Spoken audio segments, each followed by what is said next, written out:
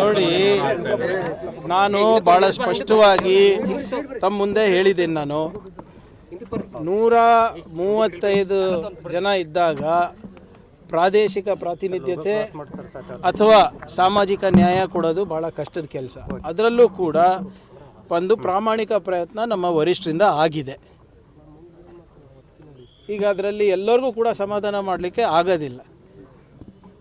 High command ಏನು decision ತೊಗೊಂತೆ ಅದಕ್ಕೆಲ್ಲರೂ ಬದ್ಧರಾಗಿದ್ದಾರೆ ಅಂತ ಕೂಡ ಹೇಳಿದ್ದಾರೆ. ಹೌದು, there are lot of deserving people, ಇಲ್ಲ ಅಂತ ಯಾರೂ ಹೇಳ್ತಾ ಇಲ್ಲ. ನಮ್ಮಲ್ಲಿ ನಾಯಕತ್ವದ ಕೊರತೆನೂ ಇಲ್ಲ, ಸಾಮರ್ಥ್ಯದ ಕೊರತೆನೂ ಇಲ್ಲ.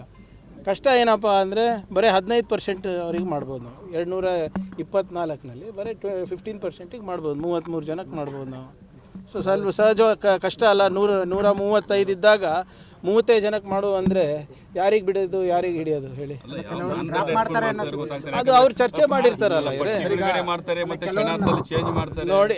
ಅದೇ ದಟ್ ಈಸ್ ಪ್ರೆರೋಗೇಟಿವ್ ಆಫ್ ಪಾರ್ಟಿ ಅಲ್ಲ. ಇದು ನೀವು ಮಾಧ್ಯಮದಲ್ಲಿರೋದು, ನಂಬಲ್ಲಿ ಏನು ಚರ್ಚೆ ಆಗಿಲ್ಲ ನೋಡಿ. ಕ್ಯಾಬಿನೆಟ್ ಎಲ್ಲಿ ಯಾರಿರೋದು ಬಿಡೋದು ನನ್ನ ಆದ್ಯತೆ ಅಲ್ಲ, ಮುಖ್ಯಮಂತ್ರಿಗಳ ಆದ್ಯತೆ. ನೀವು ಮುಖ್ಯಮಂತ್ರಿಗಳ ಪ್ರಶ್ನೆ ನಾನು ಕೇಳಿದ್ರೆ ನಾನು ಏನು ಹೇಳೋಕ್ಕಾಗ್ತದೆ? ಹೋಮ್ ಮಿನಿಸ್ಟರ್ ಜವಾಬ್ದಾರಿ ಕೊಟ್ಟಿದ್ದಾರೆ ಅಂತ ಹೋಮ್ ಮಿನಿಸ್ಟರ್ ತೆಗೆದ್ರೆ ಕಾರ್ಯಕರ್ತ. ಅದೇ ನೋಡಿ, ಇಟ್ಸ್ ಅದೇ ಒಂದು ಸಾಮಾನ್ಯ ಪ್ರಕ್ರಿಯೆ ನಮ್ಮ ಪಾರ್ಟಿನಲ್ಲಿರ್ಬೋದು, BJPನಲ್ಲಿರ್ಬೋದು.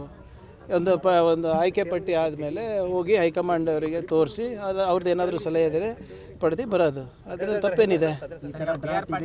ಕೂಡ ಕೃಷಿ ಸಚಿವರು ಇದು ಆಗ್ತಿಲ್ಲ ಅಂತ ಈಗ ನಾಳೆ ಆಗುತ್ತಲ್ಲ ನೋಡಿ.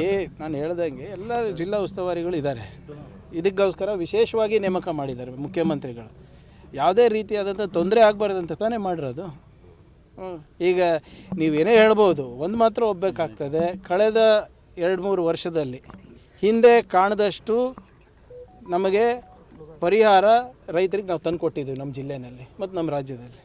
That is undebatable. Drinking water ಭಾಳ ಸಮಸ್ಯೆ ಇದೆ ಸರ್, ಕಲುಷಿತ ನೀರು ಬರ್ತಾ ಇದೆ. ನೋಡಿ ಇದನ್ನು ಕೂಡ ಈಗಾಗಲೇ ಚರ್ಚೆ ಮಾಡಿದ್ದಾರೆ. ಖಂಡ್ರೆ ಅವರು ನಿನ್ನೆ ರೀಜ್ನಲ್ ಮೀಟಿಂಗ್ ತೊಗೊಂಡಿದ್ದಾರೆ ಬೆಳ್ಳಾರಿನಲ್ಲಿ. ಸೊ ನಾನು ಹೇಳ್ದಂಗೆ ಇದು ಒಂದು ವಿಚಿತ್ರವಾದಂಥ ಬೆಳವಣಿಗೆ. ಇದು ಎಲ್ಲಿನೋ ಯಾವಾಗಲೂ ಆಗ್ತದೆ, ಈ ಸರಿ ಸೂಪರ್ ಎಲ್ಲಿನೋ ಆಗಿರೋದು.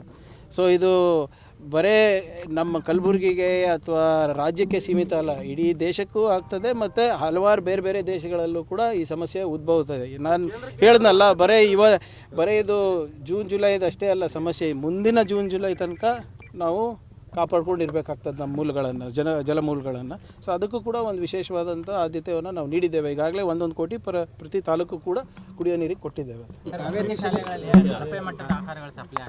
ನೋಡಿ, ಅದು ಆಗಲೇ ತನಿಖೆ ಮಾಡ್ತಾ ಇದ್ದೀವಿ. ಈಗ ಎರಡು ಪ್ರಕರಣಗಳು ನಮ್ಮ ಕಲಬುರಗಿನಲ್ಲಿ ಆಗಿದೆ. ಒಂದು ಅಫಜಲ್ಪುರ ಮತ್ತು ಒಂದು ದಂಡೋತಿ ಶಾಲೆಯಲ್ಲಿ, ಚಿತ್ತಾಪುರ್ನಲ್ಲಿ, ಸೇಡಂನಲ್ಲೂ ಆಗಿದೆ. ಈಗ ಇದು ವಾರ್ಡನ್ಗಳ ಮೇಲೂ ಕೂಡ ಆ್ಯಕ್ಷನ್ ತೊಗೊಂಡಿದ್ದೀವಿ. ಮತ್ತು DC ನಾನು ಕಟ್ಟುನಿಟ್ಟವಾದಂಥ ನಿರ್ದೇಶನ ನೀಡಿದ್ದೀನಿ.